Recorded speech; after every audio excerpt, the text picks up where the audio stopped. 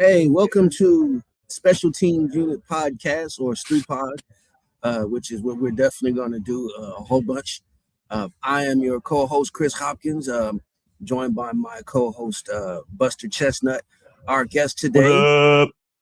is former Ohio State wrestler and UFC fighter and wrestling coach, and just all around interesting person and great dude, Sean Salmon. So give it up for Sean Salmon. We need the crowd applause. I like it.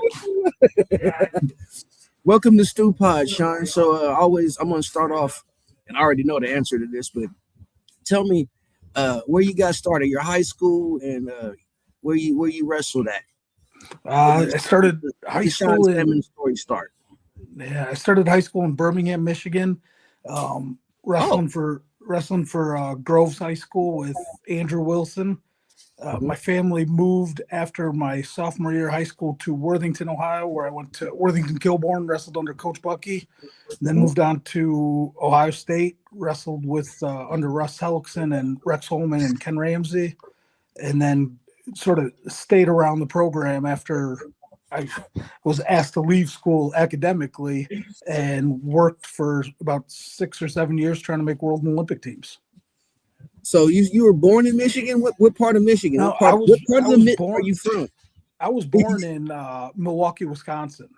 And okay. My family ended up moving to Birmingham for a handful of years between middle school and high school. So actually, when you got to Worthington, that's when your career took off and you became, not just state but nationally known.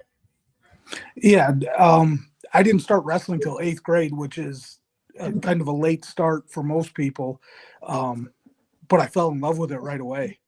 So there was a couple years where I took some good beatings while I was getting better and kept working, and then eventually became a state champion and ended up finishing third at Fargo Junior Nationals after my senior year.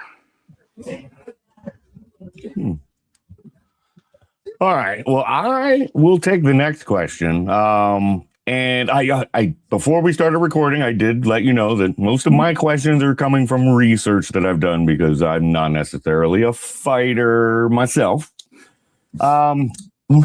So in my research, I noticed that there was a hilarious story about your first UFC fight where you kind of tweaked your ankle and you needed a lidocaine shot to keep the UFC camera crew off, out of your hotel room while the doctor worked on you. You told them that you and your brother were performing a strict religious ceremony.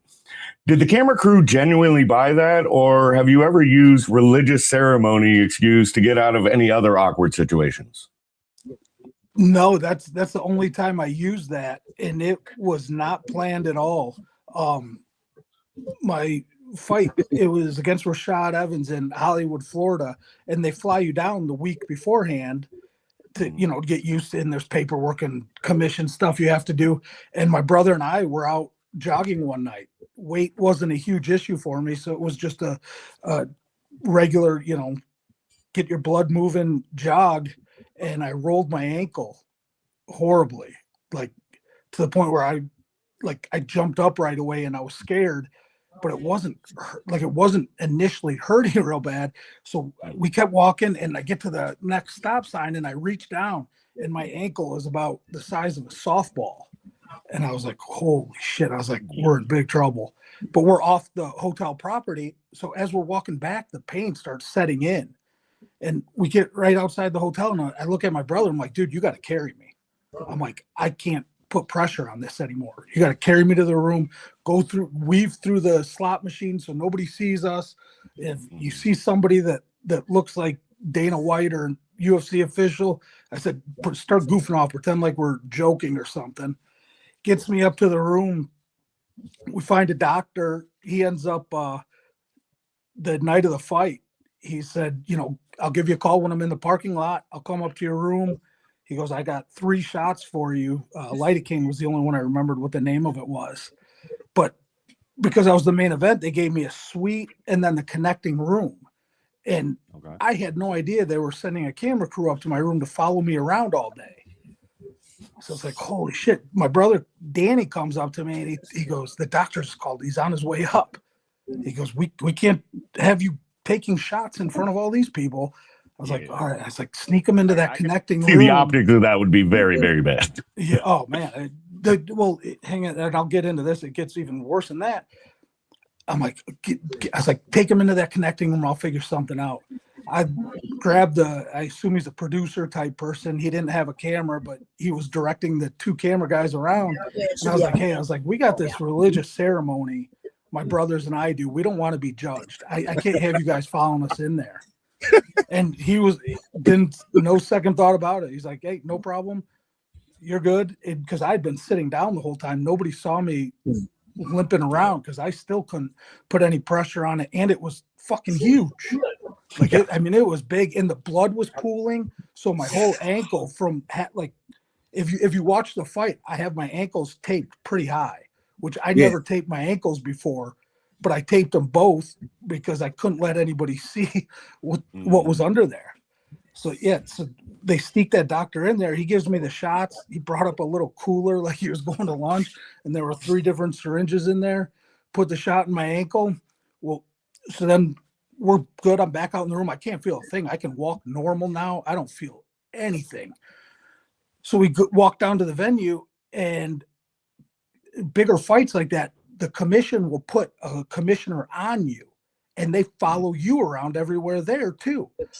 So I'm looking at my coaches and I'm like, motherfucker. I'm like, my ankle looks like shit. I'm like, if they see it, they're going to call for a doctor. I'm like, we can't let them see it. Yeah. So we're in the locker room, and you're always sharing the locker room with 2 or 3 other athletes and their people. So my brother Danny and a coach of mine, BJ Hedger, who's also a great friend, they start talking to the other coaches saying, when Sean walks over and sits down in that chair, you all surround him so this commissioner can't get through and see his ankle. I'll get tape on his ankle and cover the ugly parts before he gets over. And they all agreed. And, I mean, this was a whole secret among like 15 people trying to outsmart this commission guy so he can't see my ankle. And they all start kind of milling together. And I quick walked over to the chair, sat down real fast. My coach already had strips of tape out, and he was just like covering up all the black and blue and swelling as much as he could. And we pulled it off. They didn't see shit. And that was a very important season in the Ultimate Fighter, because Zuffa was just starting to become profitable. That was a big season. If that fight hadn't happened, I mean, if they always have it where fights aren't on the card, and for better or for worse, if that fight doesn't happen, I think it does have an effect on the company. Well, yeah, and I don't know if it affects the company much, but at the time, I was only one of 4 athletes who were making their UFC debut in a main event, and for the new guy to say, you know what, I can't do it, I got hurt, that was never even a consideration. I mean, nobody one time even said to me, hey, maybe we shouldn't do this. They may have had those discussions behind my back, but they weren't saying that shit to me. That kick was some bullshit. Everybody knows it. It was a really good kick. He ain't got his leg off the ground that high since. Oh man, but funny thing is, I hadn't worked prior to that fight. I hadn't worked with a strictly boxing coach. Yeah. After that fight, I'm right-handed, but because my wrestling stance is left-handed, it was easier for me to fight left-handed. But you can see I'd switch back and forth. There was no rhyme or reason to my switching. I just didn't know any better. So the crazy thing too about your era is it was almost like maybe computers 10 years ago, where the chips were getting so fast that every 6 months it was a new sport. You guys came in as wrestlers, and Rashad was from Michigan State. Yeah. And he transformed himself into a striker. And then when you had the American guys who were mostly wrestling and boxing, you'd have a guy that came from Brazil, he was Muay Thai heavy or Brazilian Jiu-Jitsu.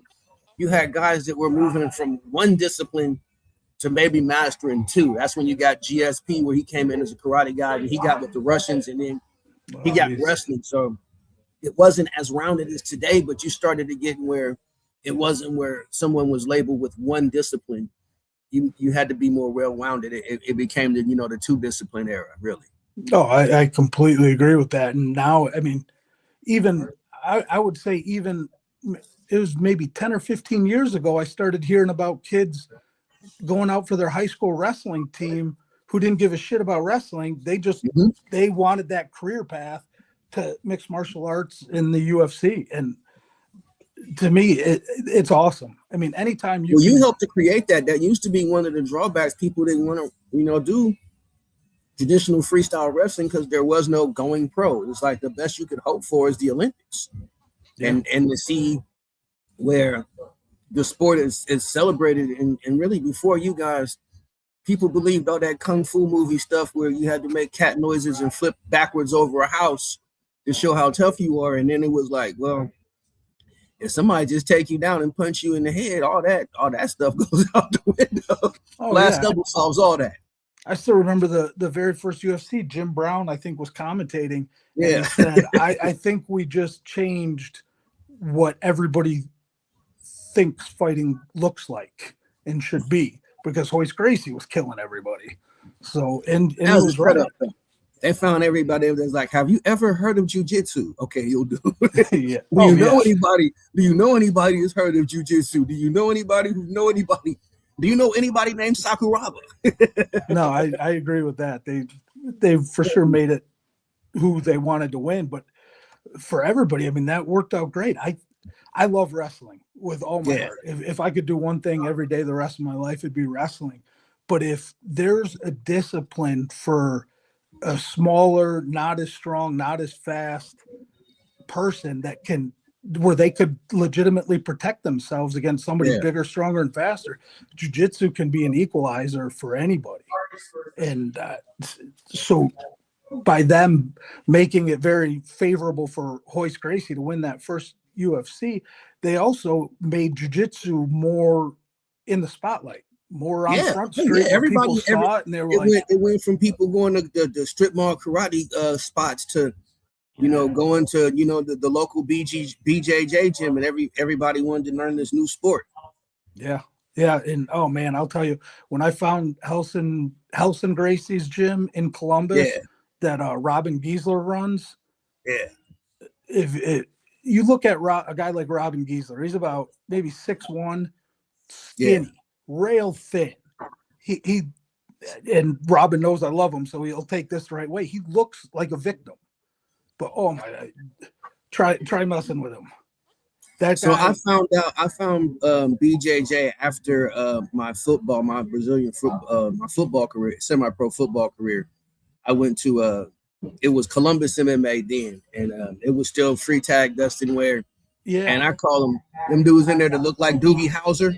It look like the Mormons are gonna come to your door and knock on your door. It's like, this dude looks harmless.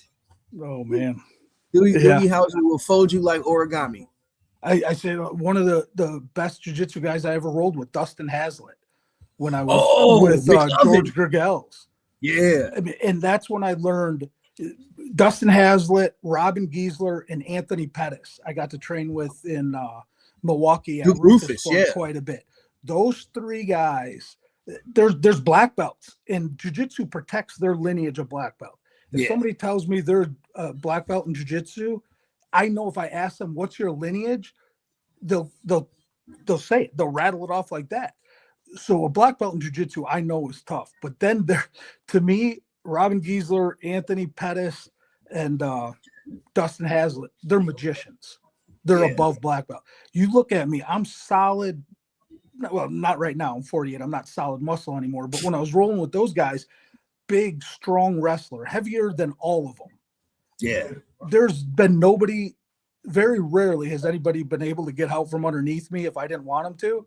Those three were gone. And I still, when I think about it, I'm like, how the fuck did they do that? Like, they were either gone or choking me from a different angle that I didn't even know was there.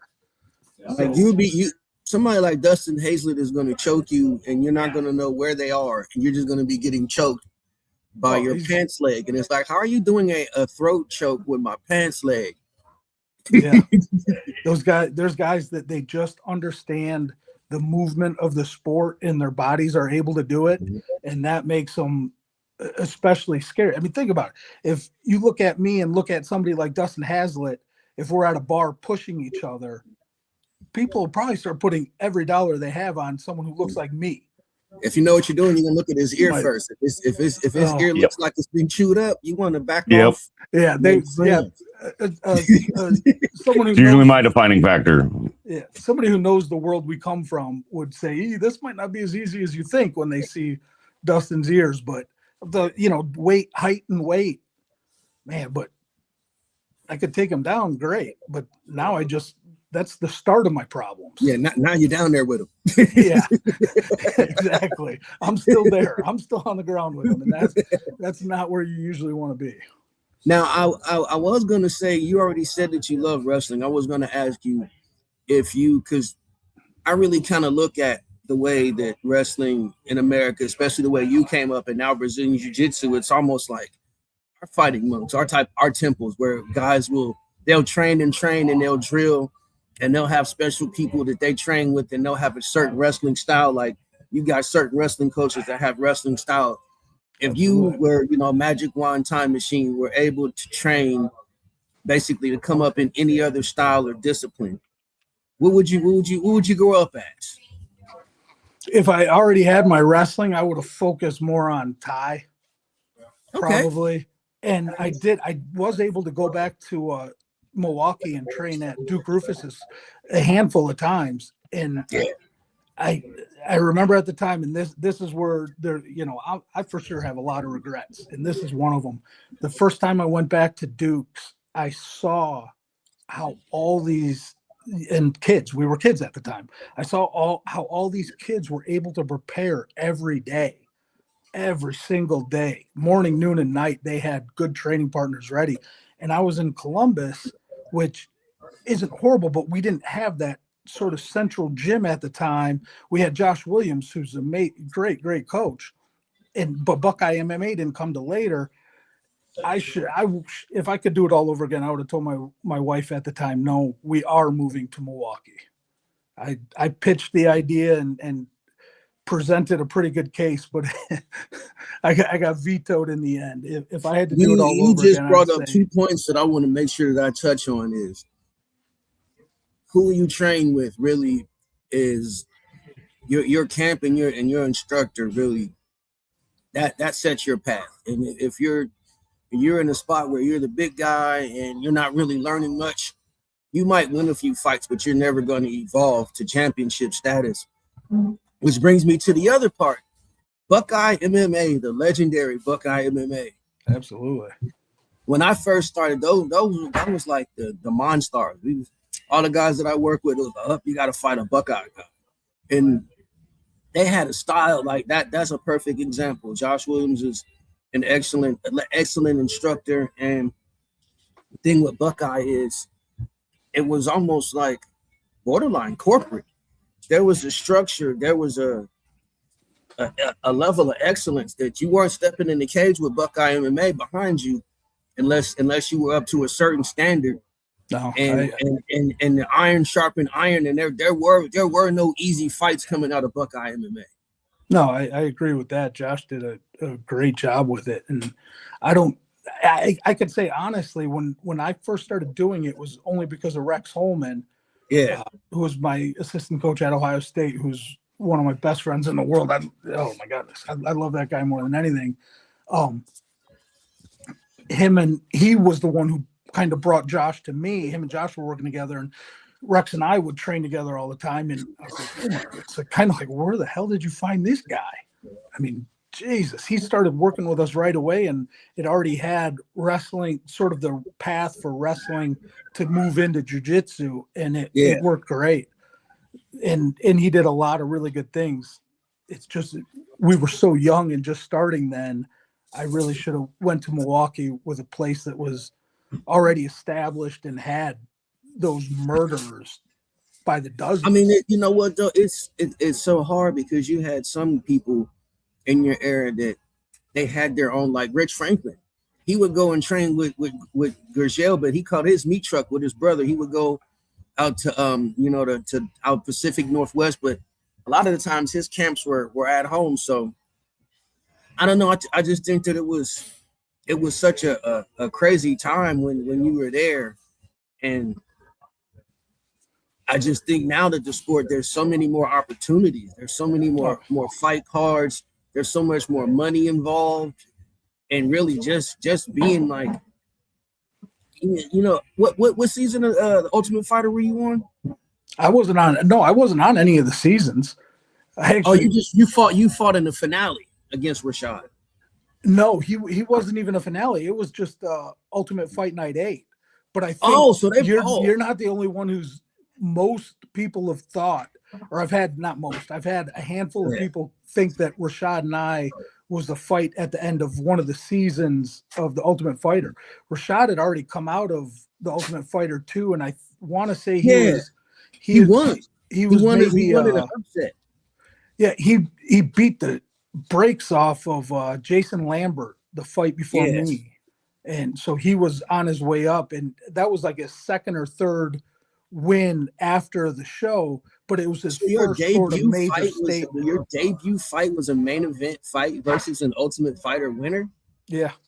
I told when they called my agent and said that they wanted me, I told them I wanted Forrest Griffin or Rashad Evans or I wasn't going to fight.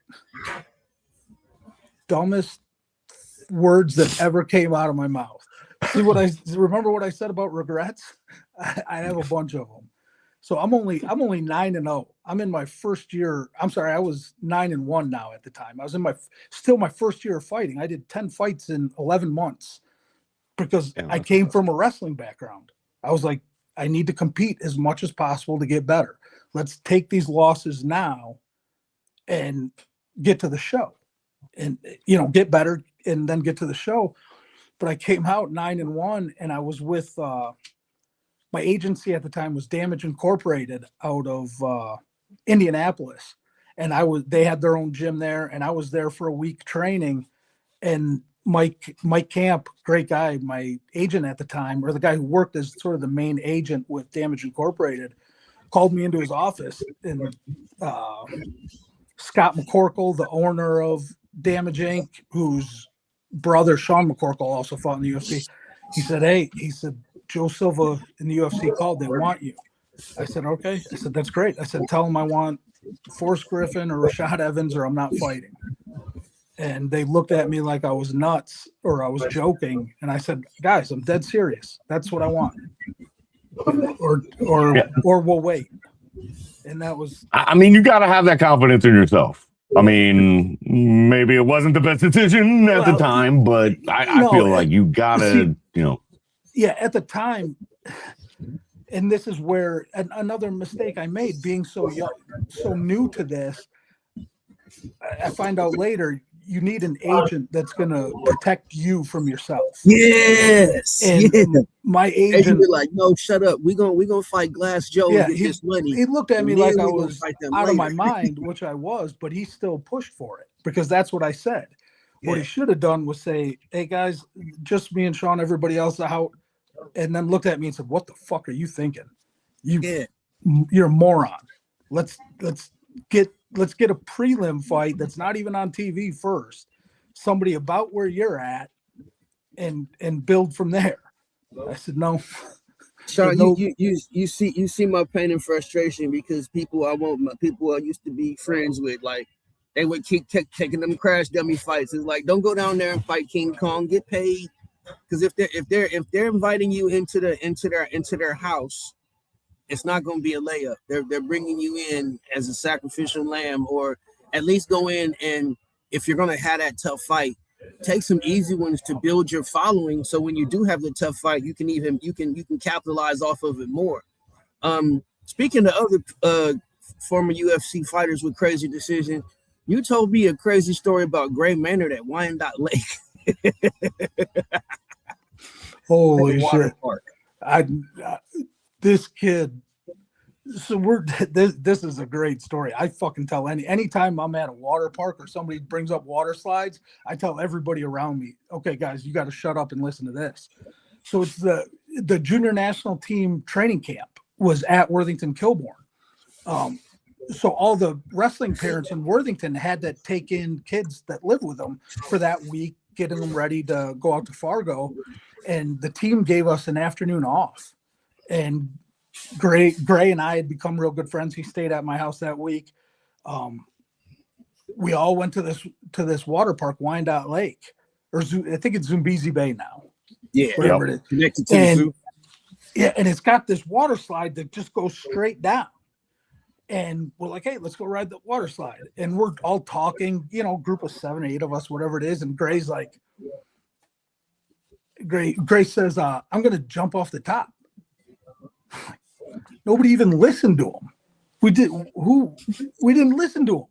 So we get up there and Gray's the next one up, and he comes up and, they got that bar and you're supposed to go under, and Gray is squatting down and holding the bar, just kind of bouncing on his haunches like a catcher. And he's looking at the guy. He's like, can I go? And he didn't say anything else to us.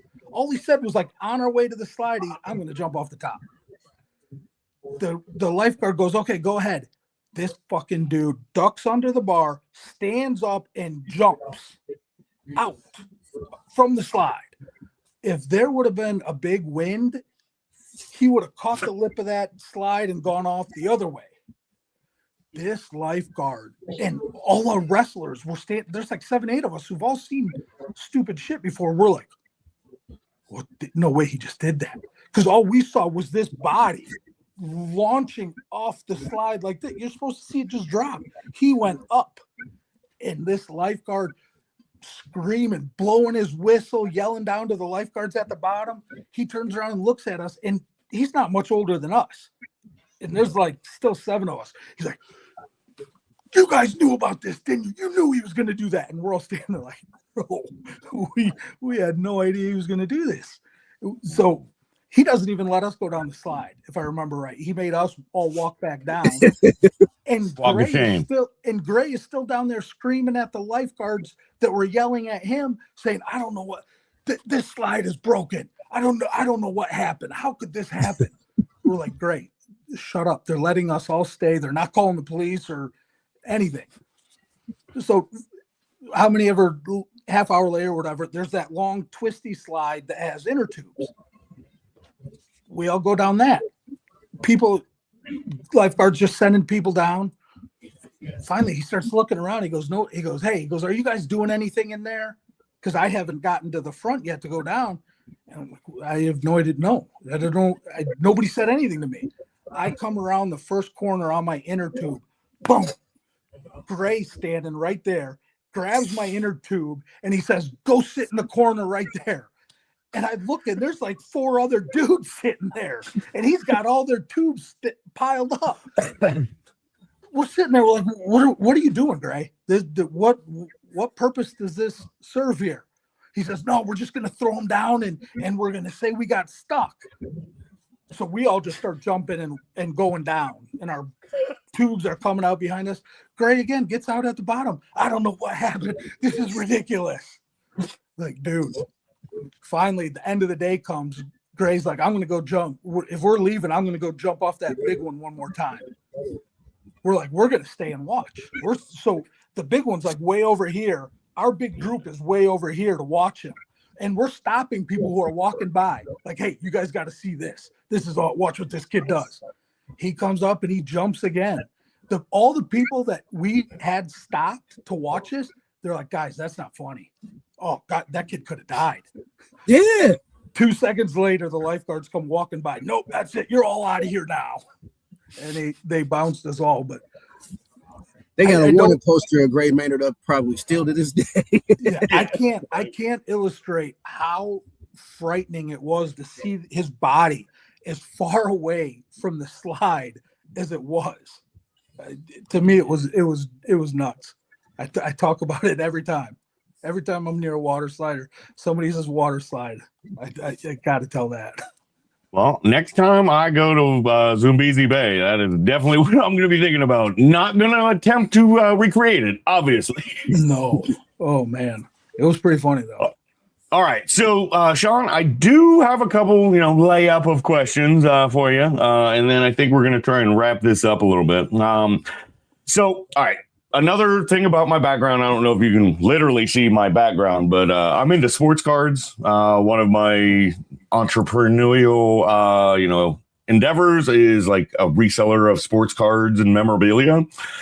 I mainly stick to my niche is women's basketball, but football, basketball. But through this, I've experimented a little bit with, the combat sports and whatnot. I couldn't find any Sean Salmon cards. I don't know if they exist, but I have been picking up some cool, Mark Coleman cards. That's very cool. I like who Mark I'm trying to get to hear on one of these podcasts. But on Mark Coleman's card. What was it? I'd just say my very first fight was on Mark Coleman ran these Hammer House cards out of I think it was called Promo West Pavilion at the time. I remember my very that. first fight was. Oh, what is it called now? Kemba Live is what it's called now. Oh, okay. I haven't been there in years. Corporate crap is what it's called. Right. It was a good venue for fights. Oh, So do you have any sports cards that feature yourself? No. Oh God, no.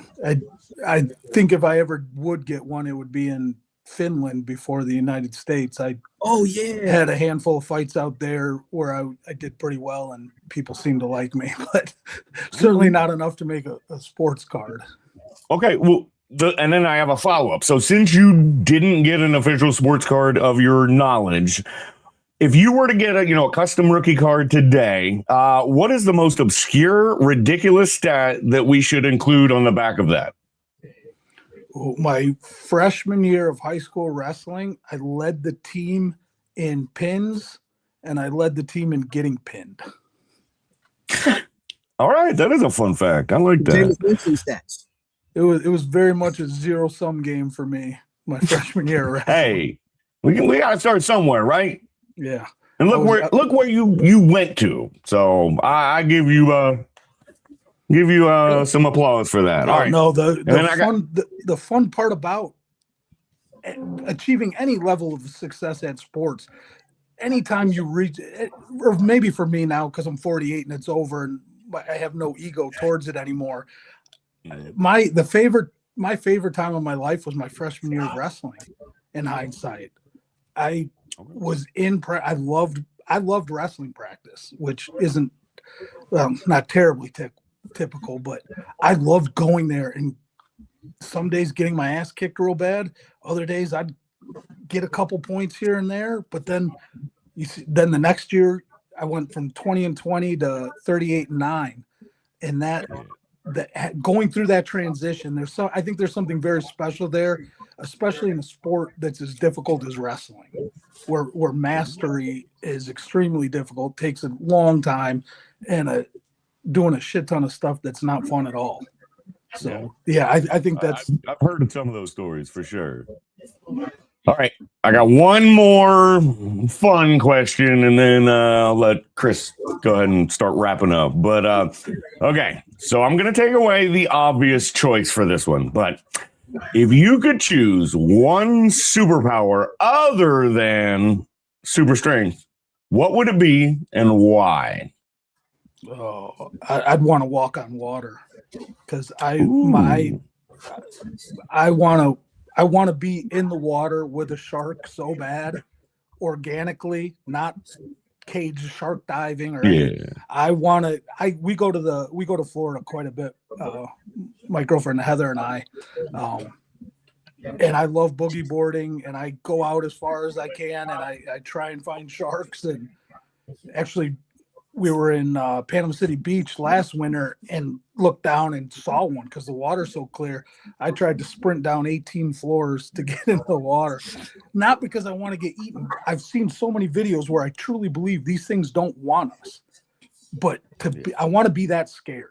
I want to be near something in its environment and just that frightened. So my superpower would be walk on water, and I'd go find a shark, and then I'd start small though, maybe a spinner shark or something that doesn't have any bodies on its resume. Yeah. I recently found out at a museum that there's a shark called the pocket shark, and it's like this big. I would start with those. That's not a bad place to start.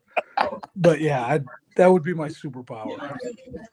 All right.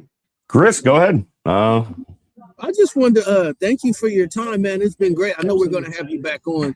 Probably sure. going to have you on.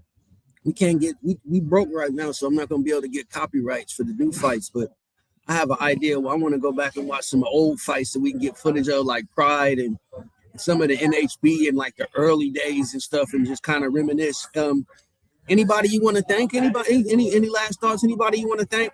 Oh man, anytime because that's all you can do when you get older and retired, and the idea of competition is gone now, is think about, and I talk about this with my coaches and buddies all the time, like it really is. I don't, at the end of all of it, what you won and lost really doesn't matter. It's who you took that journey with. For me, it was Rex Holman, BJ Hedger, my brother Danny, and Josh Williams was there at the beginning a ton. So yeah, I'm so thankful for all of that. I loved everything about it. Yeah, that's a good mentality to have for sure. Oh man, that's the best mentality. I would, and the funny thing is, I could tell every athlete in the world to approach it that way, and you can't. When you're younger, your ego's involved and you are in the middle of that work.